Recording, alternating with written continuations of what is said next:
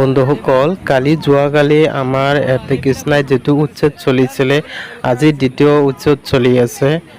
আজি এই সময়তে দুপৰীয়া খানা খোৱাৰ টাইম হওঁতে তেতিয়া প্ৰশাসনৰ মানুহ আহি পেলাই এই প্ৰশাসনৰ মানুহকে টিফিন দি আছিলে। সেই সময়ত আমাৰ দুখীয়া মানুহ তাত ৰৈ আছিলে। আমাৰ দুখীয়া মানুহক টিফিনবিলাক দিছে যদি ভাল টিফিন দিব লাগিছিলে, কিন্তু কালি ৰৈ থকা যিবিলাক টিফিন আছিল সেইবিলাক টিফিন দিছে। গন চন উঠি পেলাই বেয়া হৈ গৈছে, সেই বেয়া বস্তু খাব দিছে।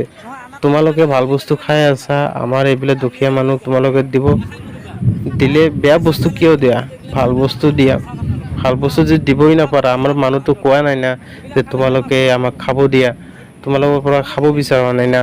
ইমান সুন্দৰ সুন্দৰ ঘৰবিলাক, সপোনৰ ঘৰবিলাক তোমালোকে ভাঙি দিলা।